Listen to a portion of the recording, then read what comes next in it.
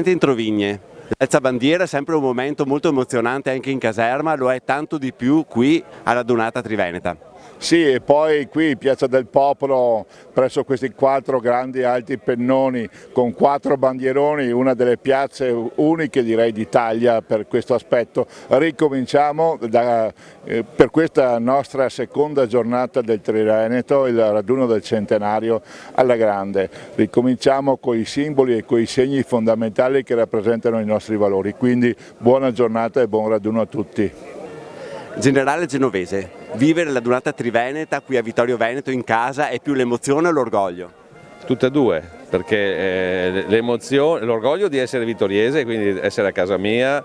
Io ho vissuto tanti raduni diciamo, di raggruppamento e quindi è sicuramente un piacere. Poi il fatto di essere vittoriese è un piacere ancora doppio. Io ho vissuto le adunate nazionali, adesso vivo questa del terzo raggruppamento, che è un raggruppamento poderoso e che dimostrerà che gli alpini ci sono. Presidente, un momento molto importante per Vittorio Veneto, ma un momento molto importante soprattutto per gli alpini. Certamente sì, siamo qui a Vittorio Veneto, città della vittoria, ecco, per ricordare proprio i 100 anni della fine della Grande Guerra. Come dicevo ieri sera, noi siamo qui certamente per ricordare quel momento, quella tragedia, ma anche per ricordare proprio qui a Vittorio Veneto la conclusione di quella tragedia.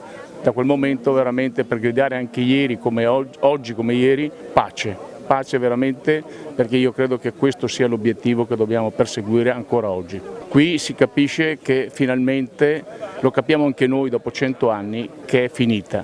Pensiamo come hanno gioito, cosa hanno provato i soldati che sono arrivati qui, ma direi anche la gente che era qui, che ha subito quello che ha subito, soprattutto io penso ai profughi di tutto questo territorio. Il centenario della Grande Guerra non poteva non passare per il Bosco delle Penemozze. Certo, è un grande onore e ci spettava di diritto, perché qui si ricordano tante persone che hanno motivo di avere il loro ricordo proprio anche in occasione del primo conflitto mondiale.